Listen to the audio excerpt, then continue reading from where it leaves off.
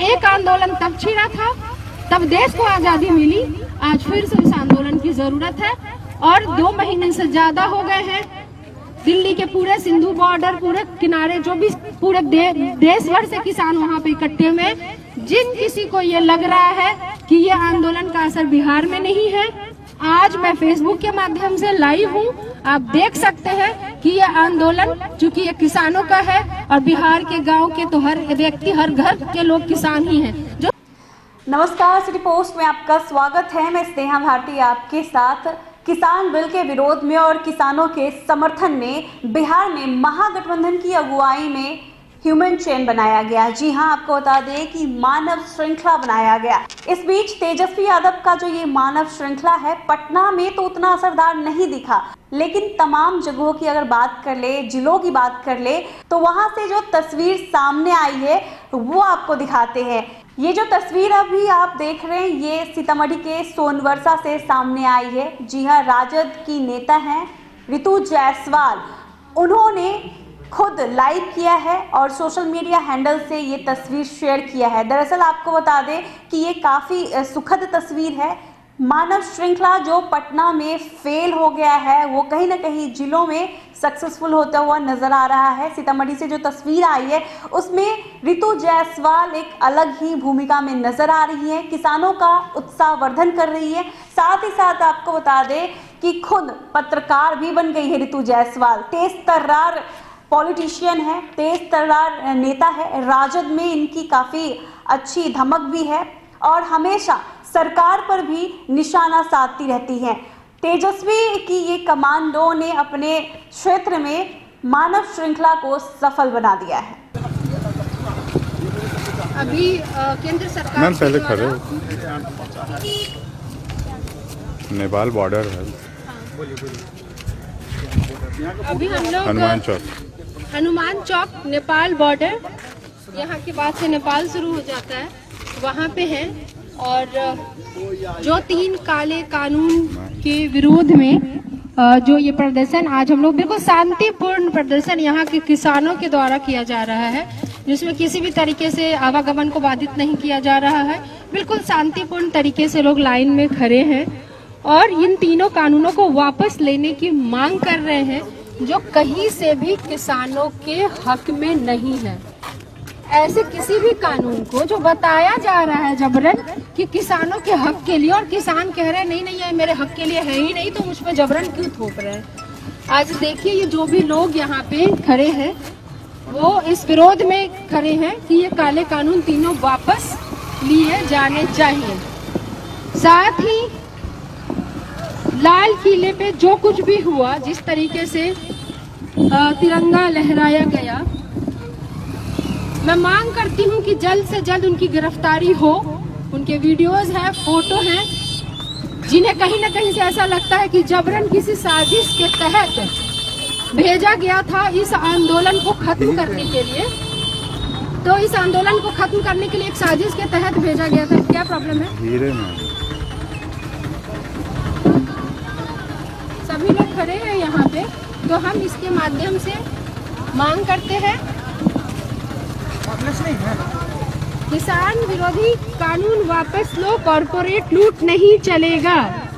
प्रिय साथी, केंद्र की नरेंद्र मोदी सरकार ने राज्यों के संवैधानिक अधिकार क्षेत्र में घुसपैठ कर लोकतंत्र एवं संसदीय विमर्श व प्रक्रिया का अपमान करते हुए आनन फानन में खेती किसानी से संबंधित 3 कानून बनाए हैं। ये तीनों कानून के विरोध में खड़े हैं आप। जी, कहाँ घर हो आपका? रामनगर। खेती करते हैं जी? आप खेती करते हैं? किसान हैं? जी जी, किसान हैं आप? किसान के बेटे हो? थोड़ा सा धीरे में। बहुत ही शांतिपूर्ण तरीके से प्रदर्शन किसानों के द्वारा जो किया जा रहा है।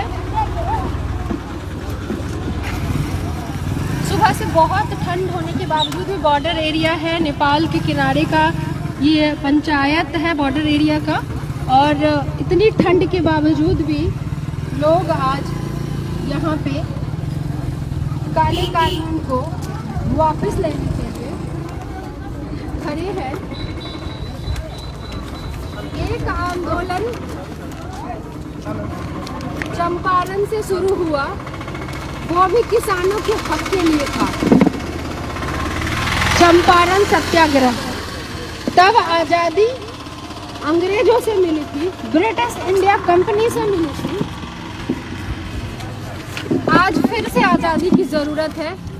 जिस प्रकार काले अंग्रेजों का शासन जबरन कॉरपोरेट कंपनियों के रूप में थोपा जा रहा है, जो भंडारण को छूट देने की बात हो, कॉन्ट्रैक्ट फार्मिंग की बात हो, मुझे तो लगता है कि चंपारण का जो इंडिगो की खेती, जो नील की खेती होती थी, वो क्या था?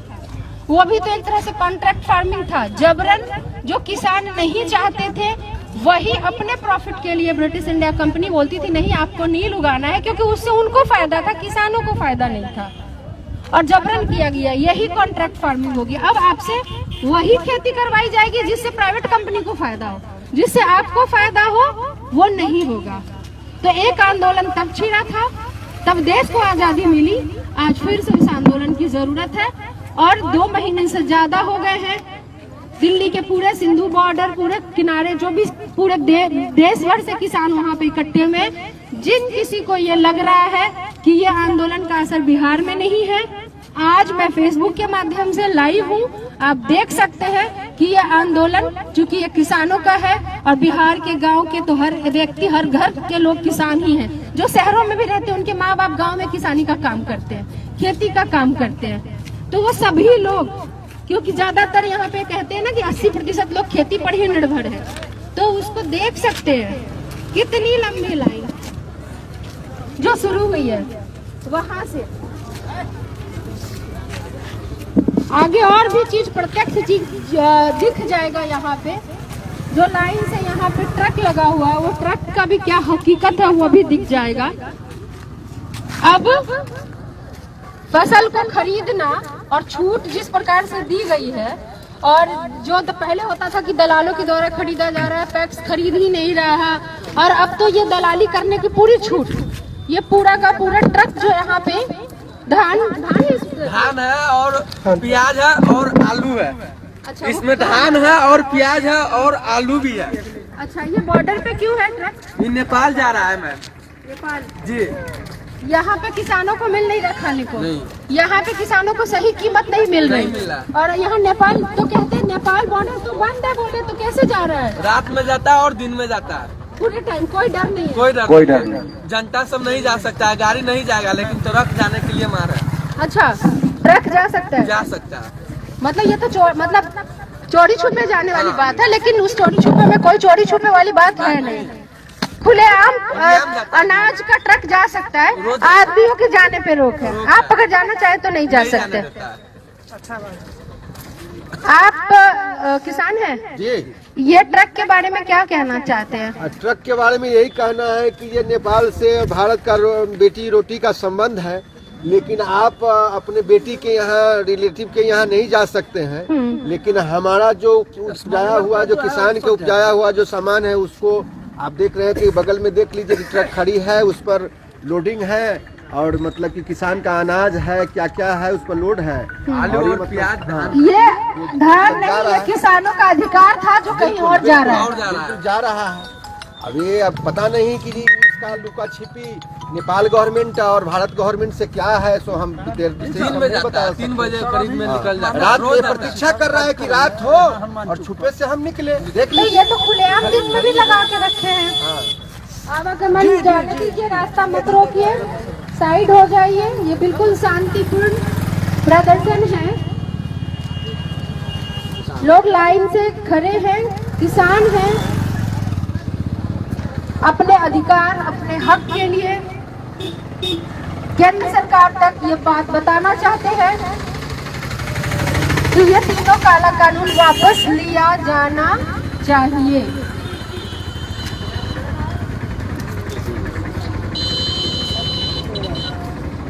एक्सप्लेन करना है मैम क्या क्या प्रॉब्लम है। दिन रात मेहनत करते हैं, अपने फसल की कीमत, उनको पता ही नहीं कि जो धान अगर हमने इतनी लागत 1100 कहीं हमारी लागत ही हो गई हो तो कई बार तो लागत भी नहीं मिल पाता। प्रॉफिट की बात तो छोड़ ही दीजिए कि होगा। एक 2 रुपए का गुटखा भी खरीदने जाए तो गुटखे पे प्रिंटेड प्राइस लिखा होता है, लेकिन ट्रैक्टर को जाने दो।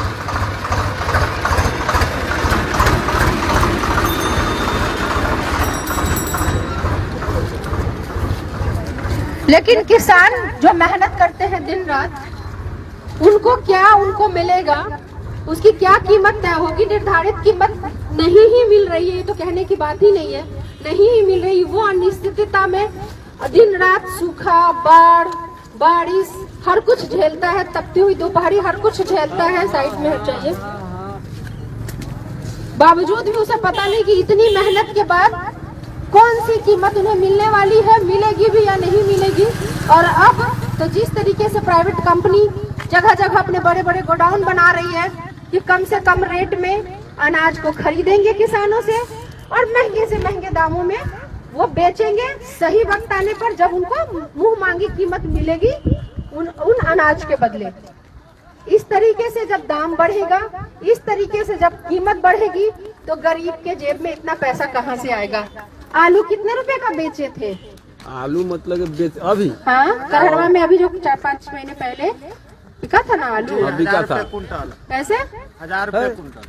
4-5 महीना पहले 50 रुपये मतलब किलो की 50 रुपए के जी था। 1000 रुपए खरीदे थे और 4-5 महीना बाद 4500 कुंटल खरीदे हुए थे। अच्छा, बेचा 1000 में? 1000 रुपए कुंटल बेचे हुए थे। हाँ, दोबारा जब आप ही खरीद जब आलू की खेती करने के लिए बीज की जरूरत पड़ा, अच्छा, तो हमने 4500 रुपए प्रति कुंटल खरीदे। 1000 में बेचा? जी जी। और जब आपको दोबारा फसल लगाने की तो 4500 रुपए कुंटल हम लोग आलू की। और अभी हमने सुना कि आलू की कीमत 50 रुपए किलो, 60 रुपए मिल रहा था। जी, और फिर खुदरा बिक्री जैसे सब्जी खाने के लिए क्या रेट मिल रहा था आलू? 50 रुपए, कहीं कहीं 60 रुपए, 55 रुपए तक की रेट में खरीदना पड़ा। 9 रुपए 10 रुपए में बेचा? जी। आप किसान हैं? जी, किसान है। खेती करते हैं? खेती करते हैं जी। अच्छा, तो आप लोगों ने जब आलू उगाया, बेचा तो 9 या 10 रुपए किलो। जी जी। और जब आपको जरूरत थी खरीदने की, खुद के खाने के लिए, तो पड़ता 45-50 रुपए किलो। जी जी। ये हकीकत है, यही समझने की जरूरत है जो केंद्र में बैठकर नहीं समझा सकते। वो केंद्र सरकार इस बॉर्डर एरिया के यहाँ पर आकर के या खेतों में जाकर के समझ ले, किसानों से बात करके समझ ले, जो किसान खेतों में काम कर रहे हैं उनसे समझ ले कि इन्होंने 9 रुपए 10 रुपए में आलू को बेचा था। क्या उस वक्त इनको नहीं मिल सकता था 50 रुपए कीमत की आलू? और आज जब बगल के बीच के दलालों ने वो खरीदा, उसको स्टोर किया। तेल पूछिए ना अभी कैसे खरीदते कैसे हैं? सरसों का तेल कैसे है अभी? 110 रुपए लीटर है। 160 रुपए प्रति लीटर मिल रहा है। भाजपा की सरकार है, महंगाई। कैसे सरसों का तेल? 160 रुपए प्रति लीटर मिल रहा है सरसों का कैसे तेल। है सरसों का तेल? 55-60 के मिला है। 155-60 का। जी जी। रिफाइन हो गया 140 रुपए के जी। रिफाइंड कैसे? 140 जो 140 रुपए किलो। अच्छा, तो मतलब ये है कि आपसे सरसों खरीद लिया जाएगा जी। और उन्होंने तो बड़े बड़े गोडाउन बना रखे हैं, बना रखे। वो सरसों का स्टोर करेंगे। फिर जब सरसों के तेल की कीमत बढ़ेगी फिर वो सरसों को आपको और आपके ही द्वारा उगाया गया सरसों, जिसका कि आपको कम कीमत मिला, जब आप खरीदने जाएंगे तो 155-60 रुपए का सरसों का लीटर तेल खरीदेंगे। ये चीज और है, जो फैक्स में जो खाद मिलता है, हाँ। तो जान रहे हैं कि उसको जो EMRP से भी, जो EMRP है ना, उससे भी कुछ पैसा ज्यादा लेता है। MRP से ज्यादा EMRP से कुछ पैसा ज्यादा लेता है। इसके बाद जाकर के जो वहाँ जो खाद का EMRP है, ये आलू जिस समय जो पिछले 12-13 रुपये बिका, किसान बेचा, फिर 50 रुपये और ये क्या कहते 40 रुपये खरीद करके आलू रोपा, और अभी फिर जो जिसका आलू निकल रहा है, थोड़ा बहुत आलू हम लोग खाना शुरू हो गया है, तो अभी 8-10 रुपये आलू हो गया, 8-9 रुपये बिक रहा है ना। 8-10 रुपये आलू हो गया, ये स्थिति है ना।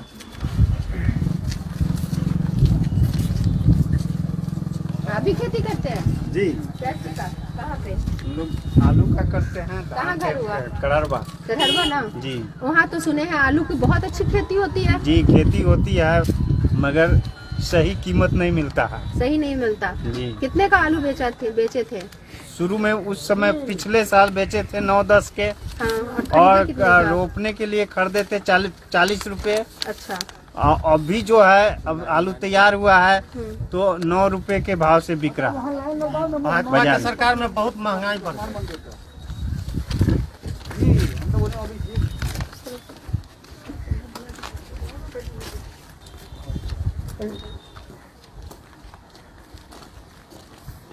खेती करते हैं? कहाँ घर हुआ? हरदैया। अच्छा, क्या दिक्कत हो रही है? यही दिक्कत कि हम लोगों को कोई सिंचाई नहीं है, और जो सिंचाई होता भी है तो रकम को अनाज नहीं मिलता है। हम लोग खेती में करते हुए भी बेघर हो जाते हैं, कोई रेट नहीं है, तो हम लोग क्या करें इस चीज से। अच्छा, अगर यही हाल रहा तो किसानी छोड़ देंगे? छोड़ देंगे, क्या करेंगे, छोड़ देंगे, नहीं करेंगे किसानी, क्योंकि रेट नहीं। प्याज का बोरा है, हाँ। प्याज है, ये आया सुबह रात में है, नेपाल जा रहा है। देखिए प्याज है, छोड़ दीजिए। प्याज है, सब जा रहा है नेपाल में। जाइए, नाइट में निकल जाता है, रात में जाएगा। कोई भी आदमी जाकर के उनके द्वारा ही भेजे गए आदमी तिरंगा पे जाकर लाल किला पे झंडा फहरा दिया जाता है और उन्हें आतंकवादी बता दिया जाता है। आप इतना चढ़ के दिखाएंगे तो कहेंगे यही लड़का मेरा ट्रक लूट लिया, तो उतर जाइए। कोई भरोसा नहीं है यहाँ पे। विरोध करने वाले जो किसानों को आतंकवादी बता रहे हैं और उनके द्वारा भेजे गए लोगों से झंडा फहरा करके तिरंगा तो अपमान कर ही रहे हैं। और ये कैसी कमजोर सरकार है भाई, जो कि आप कभी ऐसा नहीं सुना कि किसी की इतनी हिम्मत हुई हो कि जाके लाल किले पे सरकार के अलावा कोई और झंडा, प्रधानमंत्री जी के अलावा कोई और झंडा फहरा दे। ये कितनी कमजोर सरकार है। कभी पुलवामा का हमला हो जाता है लेकिन वो रक्षा नहीं कर पाते हमारे किसानों की। लाल किला हम लोग का गर्व है, उसी का रक्षा नहीं कर लाल किला हमारा गर्व है, उसकी रक्षा नहीं कर पाए। और आज तक गिरफ्तारी क्यों नहीं कर पाए? क्यों? क्योंकि उनके फोटो आपके साथ दिखे हर जगह पे। तो आपके द्वारा भेजे गए लोगों से आप आंदोलन खत्म करना चाहते हैं। ये किसान का आंदोलन है, ये अन्नदाता का आंदोलन है। ये बिना कानून, काला कानून वापस लिए खत्म नहीं होगा। नेपाल बॉर्डर पे खड़े हैं और इसका जो हस्र परिणाम होने वाला, इसकी शुरुआत तो दिख गई है। अब से कहने लगे हैं कि अब तो छूट है खरीदारी पे, अब तो छूट है भंडारण पे।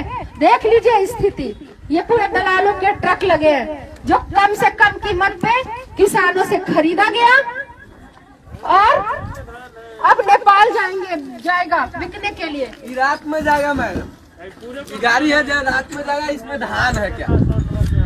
इसमें धान है, देखिए हुआ हो जाता है। सुबह में आदमी सबको दिक्कत, जाने नहीं देता है साइकिल सबके, साइकिल को नहीं जाने देता है, मोटरसाइकिल को, ट्रक सब जाता है।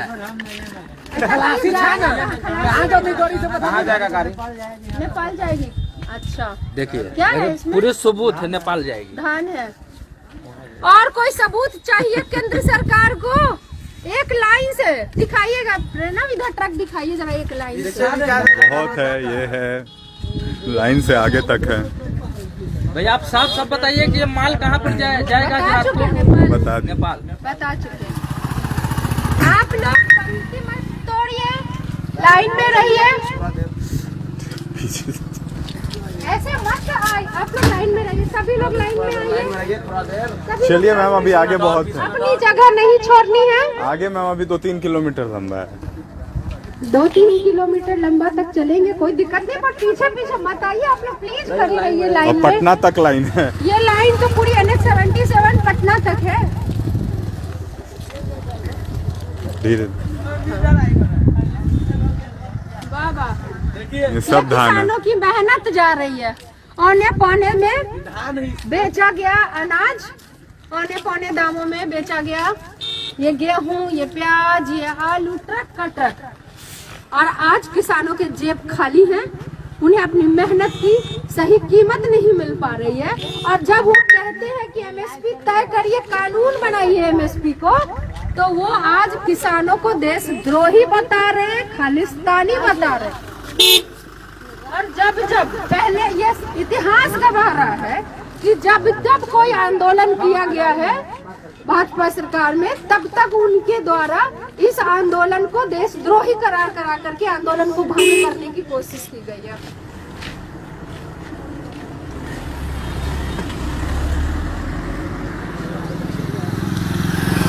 बात किसानों के हक की है, बात गरीबों के हक की है। जबकि अनाज की कीमत मनमानी हो जाएगी, गरीबों के पास इतना पैसा नहीं रहेगा कि वो खरीद के खा पाएंगे। तब देश ब्रिटिश इंडिया कंपनी का गुलाम था, आज देश काले प्राइवेट कंपनी का गुलाम हो जाएगा, काले अंग्रेजों का गुलाम है। जिस तरह से प्राइवेटाइजेशन किया जा रहा है हर सेक्टर में,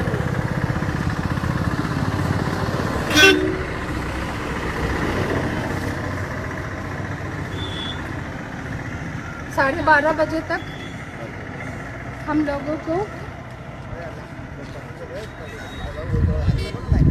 ठीक है मैम, अब बंद करते हैं, काफ़ी लंबा है अभी आगे। चलते हैं थोड़ी देर और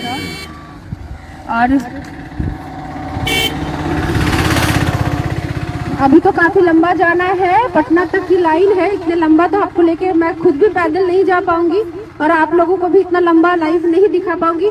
ये जानना जरूरी था। जो लोग फेसबुक पर जुड़े हुए हैं वो देखिए और समझिए किस तरह आज भारत नेपाल सीमा बॉर्डर पे ट्रक के ट्रक अनाज यही धान जा रहा है। देखिए यही धान है, नेपाल में जा रहा है। इतना चढ़ के ट्रक से उतार रहे हो ना, पक्का ट्रक गायब करा करके जेल में भेज दिया जाएगा। यही धान है, सरकार का ये है, जाने वाला है। देखिए पता चला गिरफ्तारी